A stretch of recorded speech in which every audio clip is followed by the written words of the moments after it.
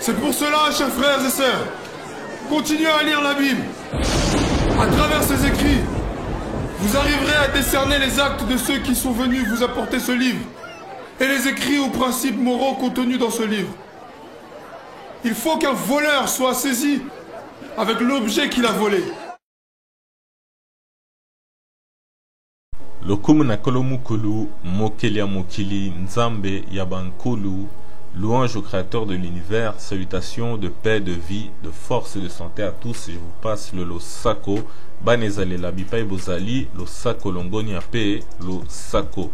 Chers frères et sœurs, dans cette vidéo, on va parler du prophète Élie. Et on voit encore une fois de plus à quel point la Bible vient bel et bien de notre tradition ancestrale du peuple originel. Et entre parenthèses, ce ne sera pas le sujet de cette vidéo, mais lorsque on s'intéresse à la question du prophète Élie par rapport à notre époque, cela n'est pas forcément un bon présage. Il y a des questions de famine dans le récit de Élie et on sait que après le coronavirus, dans beaucoup de pays, on a des problèmes de crise économique. Donc, cela risquerait d'entraîner des problèmes tels que des famines, notamment particulièrement en Afrique. Donc c'est pourquoi il faut déjà s'organiser, il faut déjà commencer à travailler et ne plus négliger l'agriculture comme on le fait actuellement parce que on n'a pas de souveraineté. Bref, gardez ça dans un coin de votre tête, peut-être on en reparlera sur Kinkolo Alingui. Toujours est-il que pour aborder le sujet, pour aborder notre sujet, on va commencer par faire un rappel. C'est que dans la Bible à l'origine, il n'y avait pas de voyelles en hébreu. Donc il faut se tourner vers nos langues ancestrales pour avoir une prononciation authentique. Parce qu'en hébreu, il n'y avait pas les voyelles. Il y avait des mots qui étaient composés de racines consonantiques. Par exemple, en français, vous avez le mot parole, c'est PRL, la racine consonantique. Donc on a enlevé les voyelles. Donc c'est comme ça que l'hébreu se présentait.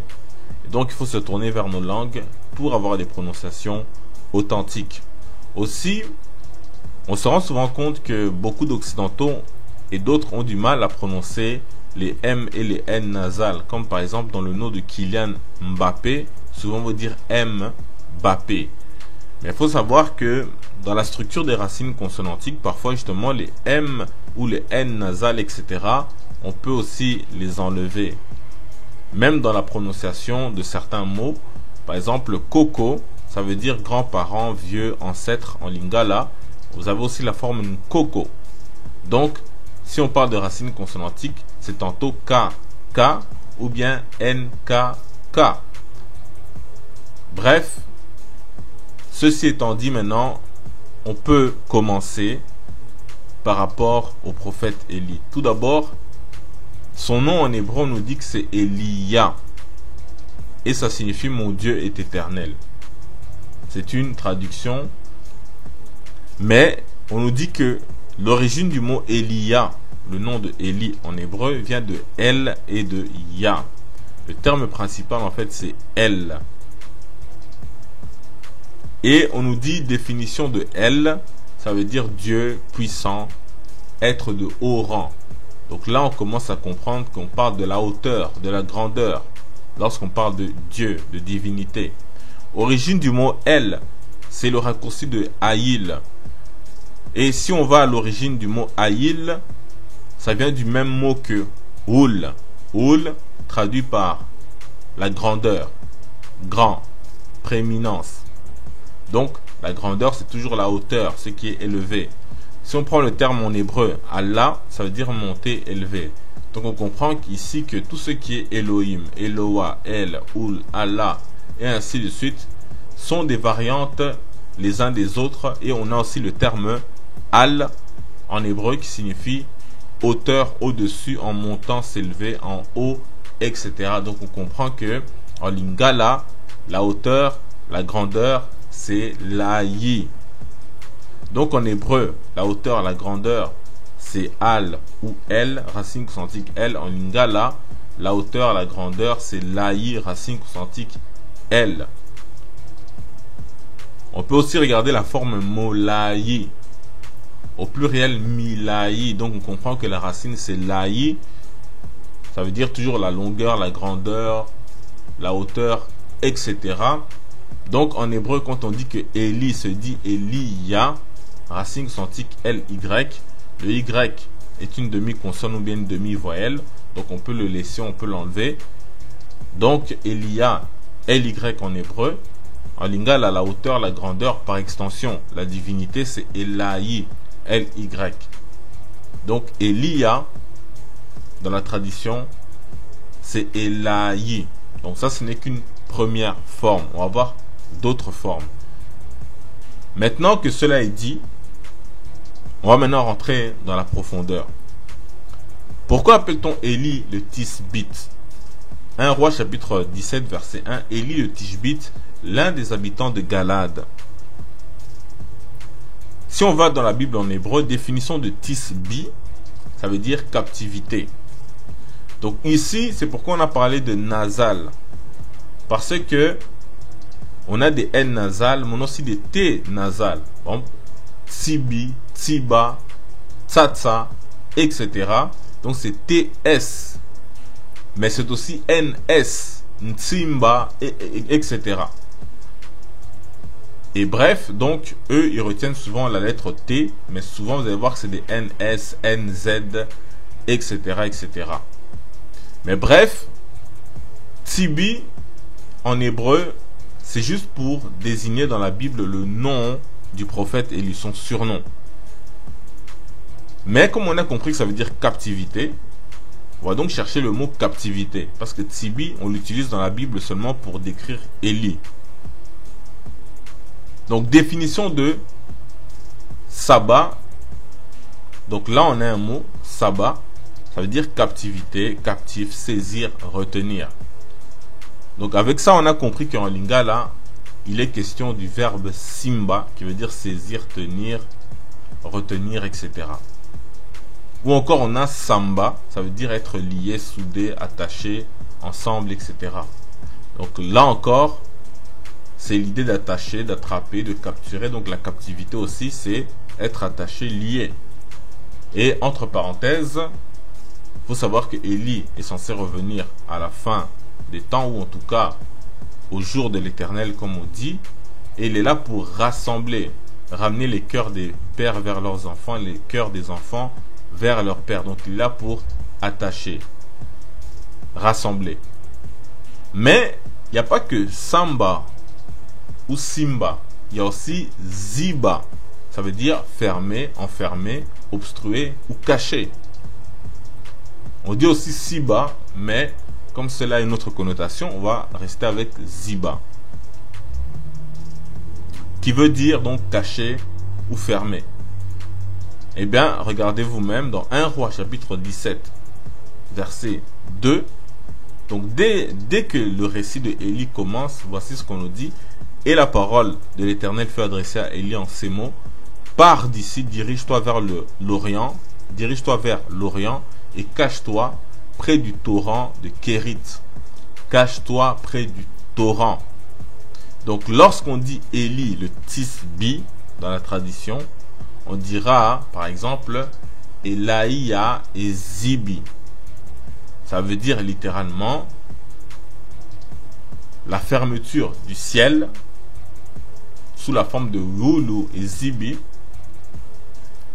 Ou bien ça veut dire le fait de jurer, de fermer. Jurer, de fermer. En lingala, laya, ça veut dire jurer, prêter serment. Et en hébreu, c'est Allah, ça veut dire jurer, faire un serment. Il faut savoir que laya, en lingala, on peut l'écrire aussi L-A-I-A. De sorte que la racine scientifique devient L comme Allah, en hébreu, faire un serment. Et aussi la forme les, la, etc. En lingala, toujours qui veut dire jurer, qui veut toujours dire jurer ou faire un serment. Et justement, le récit du prophète Élie commence mystérieusement par un serment. 1 Roi chapitre 17 verset 1. Élie le Tishbite, l'un des habitants de Galade, dit à Akab, l'Éternel est vivant, le Dieu d'Israël dont je suis le serviteur, il n'y aura ces années-ci ni rosée ni pluie sinon à ma parole. Fin de citation. Et ce n'est pas la seule fois que le prophète Élie, ou Elia en hébreu, se retrouve en train de jurer, c'est-à-dire en lingala, Laya. Vous n'avez qu'à aller lire le récit. Ce qui est intéressant, c'est que son surnom Tibi signifie fermé en lingala Ezibi, ou la fermeture, qui provient du verbe ziba, fermé, ou ziba, fermé. Et Élie a fait le serment que la pluie ne va plus tomber. Et dans la Bible, on appelle cela fermer le ciel. Par exemple, dans 2 Chroniques, chapitre 7, verset 13, quand je fermerai le ciel et qu'il n'y aura point de pluie. Apocalypse, chapitre 11, verset 6, ils ont le pouvoir de fermer le ciel afin qu'il ne tombe point de pluie pendant les jours de leur prophétie. Fin de citation. Donc c'est bien fermer le ciel. Et il est donc extraordinaire de voir que le lingala voit parfaitement, juste et clairement à ce sujet-là, car non seulement ziba signifie fermé, mais en plus le terme eziba signifie la source d'eau. Or, si ziba veut dire fermé ou caché, on a dit à Élie d'aller se cacher au torrent, là où il y a de l'eau. Et donc, vous voyez, ziba, fermé, enfermé, obstrué, caché, etc. En Kikongo, donc vous avez ziba, c'est le bassin, pièce d'eau où l'on peut se baigner, un puits, une source. Zibama, ça veut dire fermé, isolé, enclos, comblé, bouché, etc. Un trou, etc. Donc, on voit bien que la racine c'est ziba, comme en lingala. Donc là c'est du Kikongo, mais c'est des langues qui sont très très proches. Et donc, ziba, même c'est être sombre, noir, etc. Donc c'est l'idée de cacher. Et en même temps, vous voyez qu'il y a l'idée de fermer, de closer. Or, on a dit que le tisbi, c'est justement la captivité, c'est être enfermé, saisi, etc. Donc on voit un peu la logique. Et en lingala, la source d'eau, c'est Eziba. Le lac, on l'appelle aussi Eziba, mais regardez comme c'est puissant, on l'appelle aussi Nzale. On dit aussi Niale. C'est ça qui a donné le mot Nil, le fleuve, Niale. Donc, lorsque on ferme la source de l'eau Eziba ou Nzale, eh bien, il y a la famine Nzala. Nzala, c'est la famine en lingala. 1 Roi chapitre 18, verset 2. Et Élie alla pour se présenter devant Akab.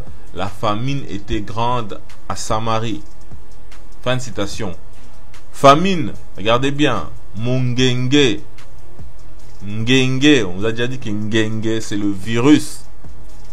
Donc, je n'en dirai pas plus.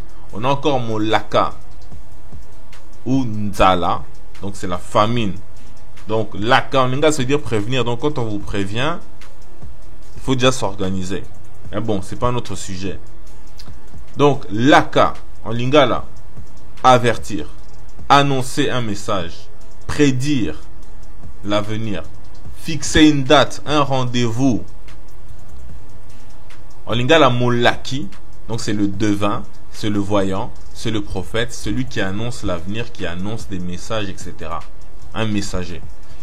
Celui donc qui a l'intelligence du Kwankulu comprend immédiatement que le lingala est en train de nous enseigner et nous renvoie au livre du prophète qui a la racine consonantique MLK et dont le nom signifie annoncer ou bien messager.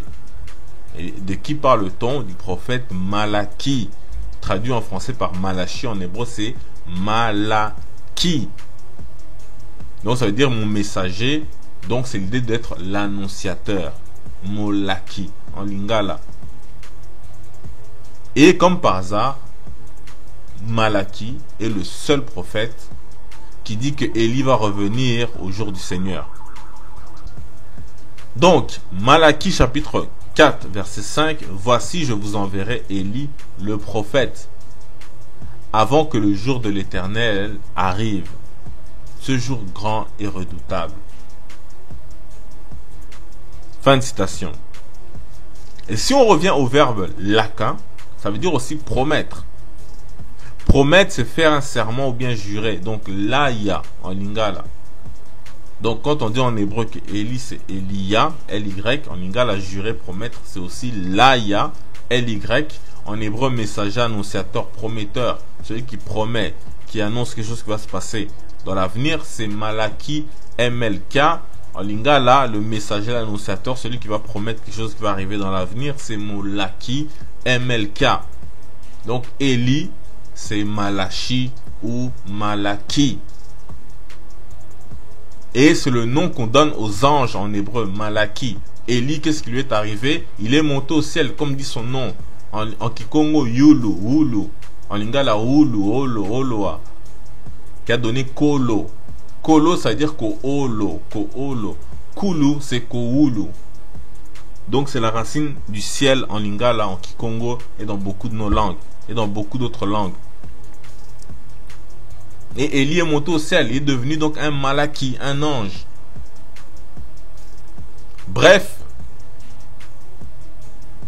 En lingala, laka, ça veut dire fixer une date, un rendez-vous, une rencontre.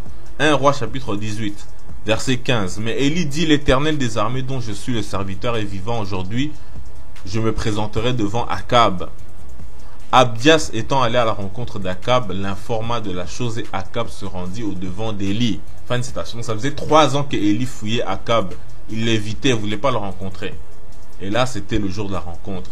Laka. Donc, Élie, en ce sens-là, il est mon laki encore. Donc, dans Malachi, lorsqu'on dit que Élie viendra avant le jour de l'Éternel, avant que le jour de l'Éternel arrive, eh bien, on parle d'une date qui était fixée. Donc, Élie, étant Malaki, signifie également celui qui fixe un rendez-vous. En lingala, Molaki. Ensuite, on a Moloki, le sorcier, le jeteur de sorts, l'ensorceleur. 1 Roi chapitre 18. À peine Akab aperçut Élie, il lui dit, est-ce toi qui jettes le trouble en Israël? Fin de citation. Donc ici le roi Akab accuse Élie d'avoir jeté un sort sur Israël pour qu'il ne pleuve plus, pour qu'il y ait la famine et tous les problèmes. Donc il le traite de Moloki. Le roi Akab était très en colère contre le prophète Élie et il le cherchait partout. En lingala, Moluka, chercher, la recherche. Écoutez bien ce passage. 1 Roi chapitre 18 verset 10. L'Éternel est vivant, il n'est ni nation, ni royaume où mon maître n'a envoyé pour te chercher. Et quand on disait que tu n'y étais pas, il faisait quoi? Jurer. Il faisait jurer. Laya en lingala. Le royaume et la nation que l'on ne t'avait point trouvé. Et maintenant tu dis, va, dis ton maître, voici Élie. Va, dis à ton maître, voici Élie. Fin de citation. Donc en lingala, recherche, c'est Moluka, MLK. Jurer en lingala, c'est Laya. Et en hébreu, Élie, c'est Elia. Donc c'est toujours lui le MLK de Malaki. Le roi Akab ne cherchait pas que Élie, il cherchait aussi de la nourriture, notamment pour son bétail à cause de la famine provoquée par Élie. 1 Roi chapitre 18 verset 5. Akab dit à Abdias, va par le pays, vers toutes les sources Ziba, d'eau, et vers tous les torrents. Peut-être se trouvera-t-il de l'herbe, et nous conserverons la vie aux chevaux et aux mulets, et nous n'aurons pas besoin d'abattre le bétail. Fin de citation. Ici, on parle d'aller chercher vers toutes les sources d'eau. Donc, Moluka, ça veut dire quoi encore? Faire des efforts pour trouver de la nourriture. Moluka, ça veut dire rivière, ruisseau. Il a dit allez chercher dans toutes les sources d'eau. Je ne sais pas si vous comprenez la logique. Donc tout cela nous ramène à la source d'eau en lingala et Ziba, dont le qualificatif Ezibi a donné le nom d'Élie, le Tisbi. Le livre du prophète de Malachi, donc Malaki, surnomme Élie le prophète. C'est là toute la sagesse. Il dit Élie le prophète. Même une personne qui parle en hébreu, je ne suis pas sûr qu'elle comprendrait que Élie le Tisbi signifie Élie le prophète. Mais en lingala ou en kikongo, on comprend très vite. Car en hébreu, prophète se dit nabi. Donc, nabi, ça veut dire l'homme qui parle, qui prophétise, qui professe, qui envoie un message, etc. Bref. En lingala, yebi, ça veut dire annoncer, révéler, parler. Ebi, ça veut dire informer, faire connaître. Ebisana, ça veut dire se communiquer, donc se parler. La racine de ebisa, c'est yebi ou ebi. Ya, au lingala, ça veut dire qui est. Donc ça qualifie quelqu'un qui est ceci, qui est cela. On dit aussi na ou bien ya, comme vous le voyez, souligné. Or, si en lingala, qui est, c'est na. Ebi, c'est savoir, ou ce qui se dit, ce qui s'enseigne, le savoir qui s'enseigne avec la parole. Ce qu'on dit parler, c'est l'oba. C'est ba, en fait, la racine. Comme dans ebi, eba. Donc, na plus ebi, ça donne na ebi. Na ebi, en lingala, c'est celui qui a la connaissance, celui qui a la parole. Nabi, en hébreu, c'est le prophète, celui qui parle. En kikongo, nzabi ou nzaba, c'est le connaisseur, le savant, le prophète. En lingala, zebi, c'est la connaissance, science, savoir. Donc zebi, c'est le même mot que ebi ou ebi qui a donné naebi, le prophète. En lingala, Eli, le prophète, c'est Elaïya naebi. Toujours en lingala, Eli le tisbi, on dira Elaï et Zebi. Elaï et Zebi. En kikongo, Eli le tisbi, c'est Yulu Nzabi. Et en kikongo, le ciel en haut, c'est Yulu ou bien Wulu, Zulu, etc. La racine, c'est Yulu, c'est Wulu. Donc aussi, si on observe bien le nom de Eli, Elia, en lingala, cela fait directement penser à Liya. Liya, qui veut dire manger. Et il faut se poser la question, si quelqu'un parle en hébreu, est-ce qu'il comprend aussi facilement que le nom du prophète Eli signifie également manger ou donner de la nourriture? Car c'est bien cela que nous montre le récit biblique qui parle du prophète Eli. On dit dans 1 Roi chapitre 19 verset 3, Eli voyant cela se leva et s'en alla pour sauver sa vie. Dans 1 Roi chapitre 19 verset 5, donc 2 versets plus loin, on dit que Eli se coucha et s'endormit sur un genêt. Et voici, un ange le toucha et lui dit, lève-toi, mange. Lève-toi, mange. Il regarda et il y avait à son chevet un gâteau cuit sur des pierres chauffées et une cruche d'eau. Il mangea et but, puis se recoucha. L'ange de l'Éternel vint une seconde fois, le toucha et dit, lève-toi, mange. Car le chemin est trop long pour toi. Il se leva, mangea et but, et avec la force que lui donna cette nourriture, il marcha 40 jours et 40 nuits jusqu'à la montagne de Dieu à Horeb. Fin de citation. En lingala, lève-toi, mange, ça veut dire telema lia. Ici, on a retrouvé le passage biblique en question sur le site Glosby. On dit donc, à gauche c'est le français, à droite c'est le lingala. De nouveau, il recommanda à Elia. Vous voyez ici, on l'appelle Eli, Elia. Lève-toi, mange.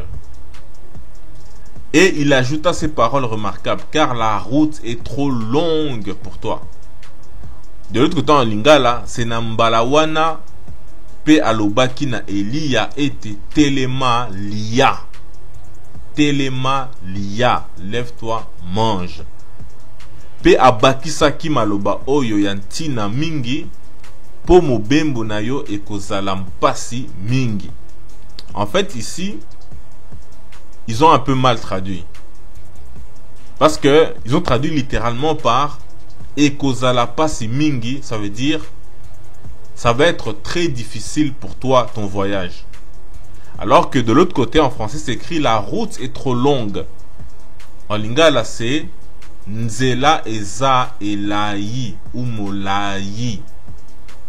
Donc ici on aurait eu normalement en lingala Elia. Donc Eli, on dit lève-toi mange, telema lia.